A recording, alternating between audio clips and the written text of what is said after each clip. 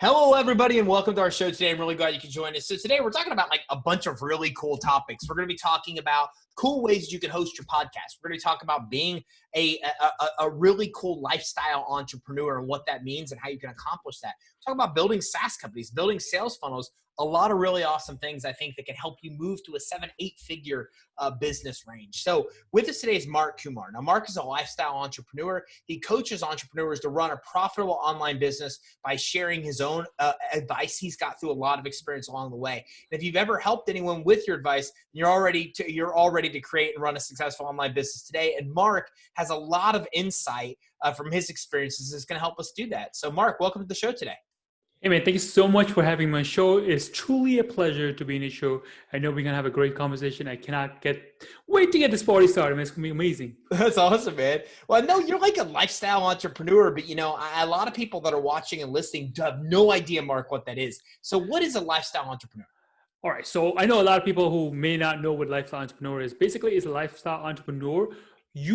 Rather than you having your business, then you create your life around it. You have a life that goes around your business. So basically, whatever you're good at, you create a business out of that you actually enjoy it and love it. And so therefore, when you're working, you don't feel like you're working. So you could be working 2 o'clock in the morning and not get tired or exhausted or find excuses like, I don't want to go to work or things of that nature. So that's what lifestyle entrepreneurs. So you have a hobby or a skill, you create a business around that as compared to you loving your business, the business loves you.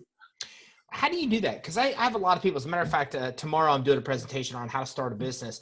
And a lot of people ask me that question, Mark. They're like, what do I do? What concept do I do? What do I start for $500? They don't know. So what do I advise those people that are trying to figure out what it is they're really passionate about, how to turn that into a business? Oh, that's a really good question. And then the people who I talk to normally, I put them to a little test that's called the midnight test.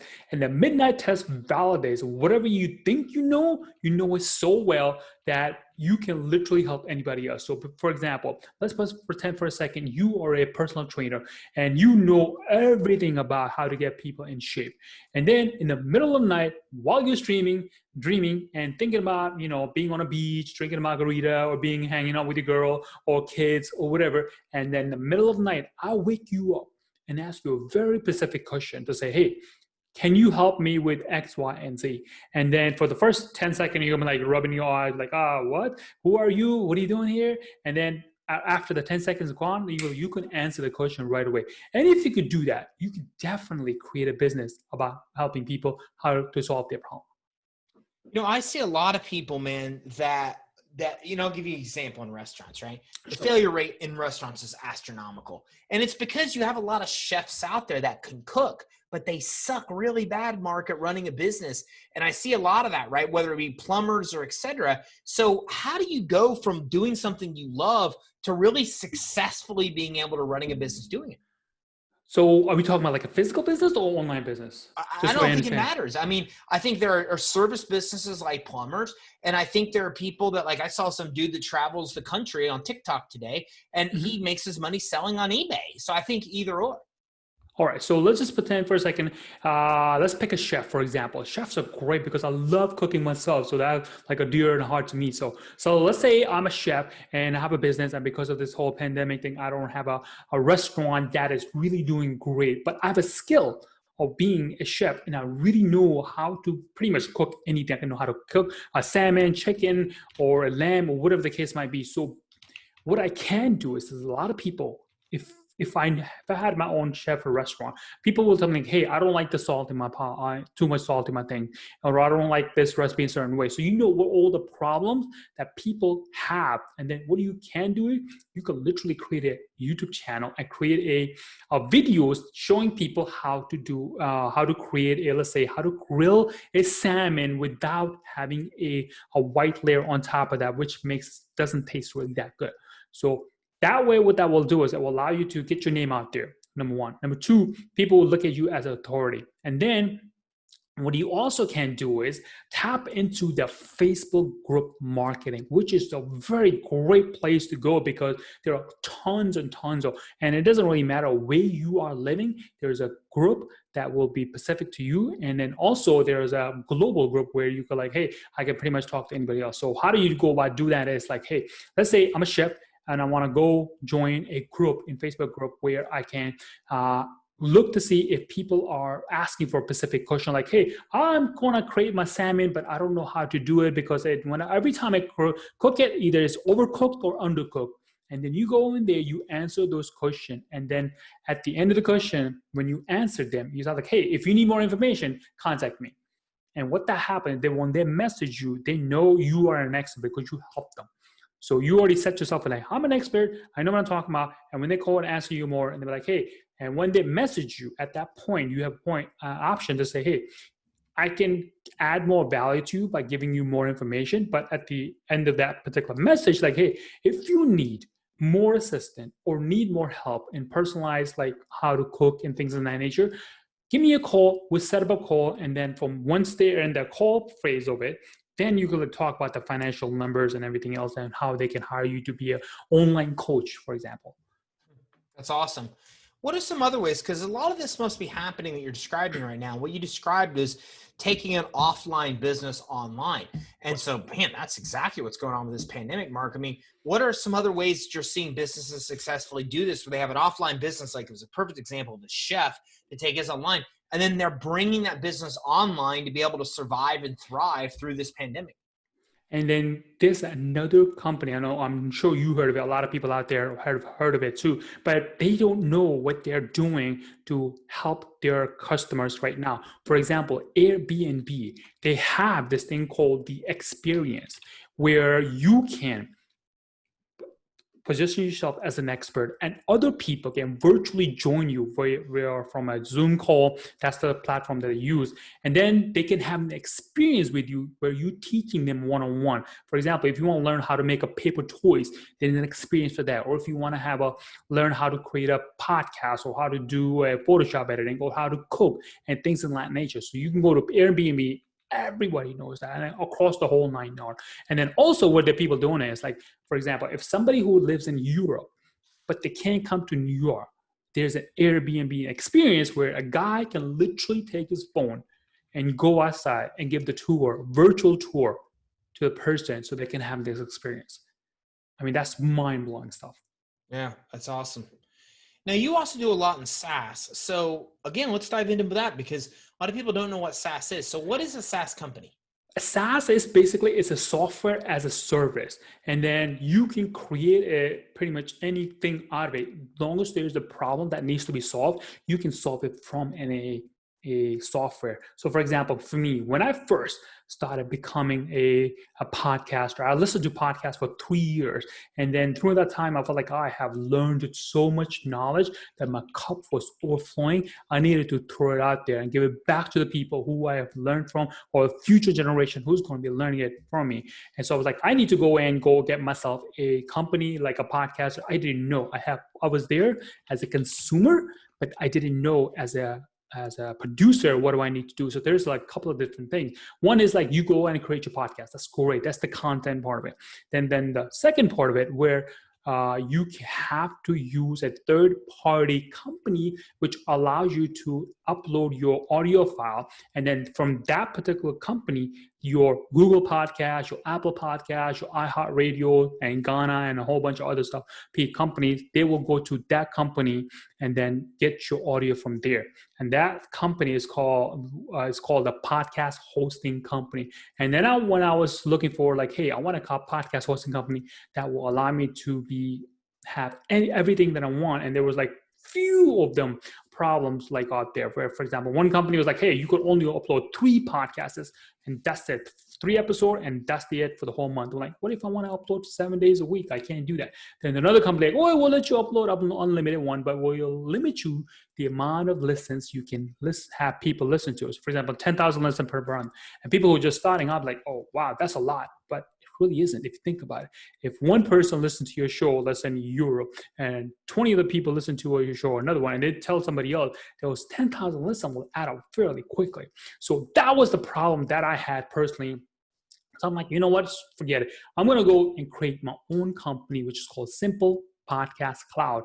And with us, it's one account, one price, and you get pretty much unlimited show, unlimited episode, unlimited bandwidth, storage, unlimited downloads, everything else. So basically, you have one account and we will not limit you if you decided to promote your business like to the next level and you get really, really popular. We want you to get popular. That's why we are here. That's why we always say we are a podcast company for a podcaster.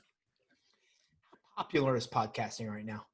It is extremely extremely popular because there are companies like, for example, iHeartRadio, they're advertising because the next thing is like the podcasting thing. Everybody's like, because they're right now at home, they want to do something. So podcast is blowing up to the point where you cannot order from Amazon a good, decent mic because they're all sold out, or a webcam for that matter. I mean, that goes to tell you like it's extremely popular. Mark, how hard is it to get a podcast off the ground? It's not that hard, actually, if you think about it, because it's so simple. If you know what skill level you have, like for example, the midnight test that I talked about, like you were really good at it. And then next thing is like you identify what the problems people are having in the industry that you want to be in. For example, the photography industry as an example. So if I want to have a podcast for photography industry, I can say, hey, I'm a photographer, let's say portrait photographer, be very specific. When I'm shooting as a portrait, what problems would I have? For example, I could have a problem with posing, lighting, and how do I communicate with a person or my clients, and also what sizes that I want to have, all those problems. I could literally create content. And then if you want to create content, there's a simple thing that's called your cell phone. If you just want to start it off with, because there's a shortage of mic, you could use your cell phone, record, download the app, and then edit it up. You could download the app, and then get a company like Simple Podcast Cloud, and then we will help you distribute it to everywhere else. It's so simple. So what kind of platforms, if I do this and I go to, let's say, Simple Podcast Cloud, what kind of channels can I have my podcast on? You could literally have it everywhere else. But the two that I highly recommend that you absolutely need to have is the iTunes, Apple Podcast, and then also your Spotify. And then because if you get yourself in iTunes, and there are other sub companies that will take iTunes feed and they will put it under their platform. So by default, let's say if you just get on iTunes alone, you're guaranteed to get another 100 small companies that will take your feed and distribute it through their channel. So definitely get an iTunes. And then from us, you just get a one URL, which is your RSS feed that you could just send it to, save it into your iTunes, Apple Podcast account, because we want you to have a full control over it. We don't want to take control of it because some people take control of your RSS feed. And if something happens, you don't have the option to change things or whatever. So with us, we just give you one URL. You take that URL, you literally just paste it into your Apple iTunes platform. And then from there, Apple iTunes communicates with our service and we just transition into it, and it's smooth sailing. So if you upload a new episode on our platform, and then it will talk directly to the Apple, say, hey, by the way, we have a new episode for you. And that's simple as that. What kind of analytics and tracking is available to see kind of how many downloads and stuff you have with your podcast? Oh yeah, we will tell you like how many downloads you have per day, per week, and per month, and also where the downloads are. Where people are listening your shows from.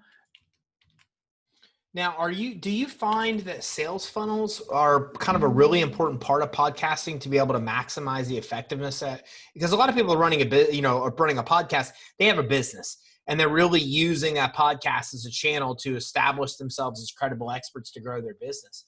Oh, absolutely. That's a really good question, first of all. And second of all, I absolutely agree that you should 100% use your sales funnel, because what typical podcast or average podcast think is like, hey, I'm going to get really popular. Then people are just going to come to me and sponsor me. So for example, don't think that way. That's the horrible way to think. And that's the way that's going to help you deteriorate your motivation level, and you will not succeed. So think like even from day one, have a sales funnel. For example, in your introduction, the very first episode, say, for example, I would say, my name is Mark Kumar. I'm a lifestyle entrepreneur. And if you absolutely love this podcast, make sure you subscribe where you listen to it. And also go to markkumar.com/gift. And then there I have something that you will actually enjoy and it will help your business. Simple as that. And then people go in there. The one thing that I will recommend people who are thinking of becoming a podcaster, use your word to tell people whatever you specifically want them to do. Don't say that they're going to figure it out. Like specifically tell them, for example, go to this URL. And once you go to this URL, you're going to be receiving X, Y, and Z. And you are really going to be happy with it. That's interesting. What about other tips? I mean, how does somebody build a powerful sales funnel that can kind of convert and help them grow their business faster? Definitely use automation. Obviously, your autoresponder, right? So, for example, if you wanted to get on my sales funnel, I would just go to markkumar.com/gift. And then once you go there, you put in your name and email, and you get that, whatever that you topped in for. And then, very first day, what I will do is, hey, by the way, here's the gift that you wanted.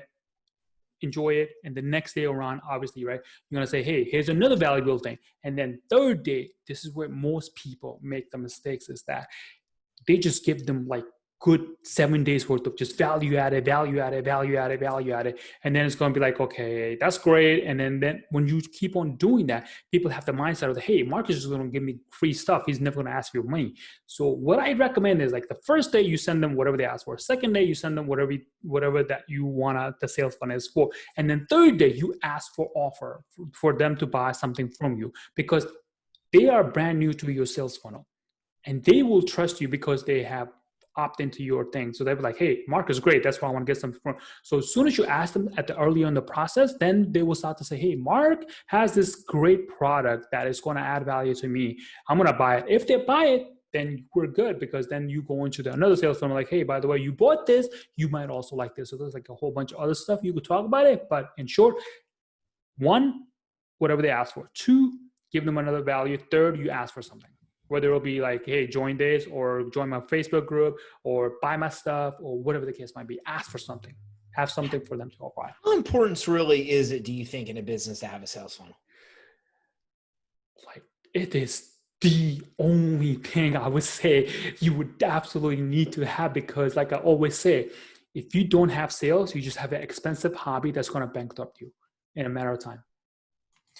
How do you tie that in? Because I asked that question because, man, I'm still blown away, right? I mean, there's a lot of people that still don't get this whole concept of giving away education and helping people to reach their goals and growing your business that way. And a sales funnel is obviously an important way, a really important way to do that. How do you do, you're really an expert with online businesses.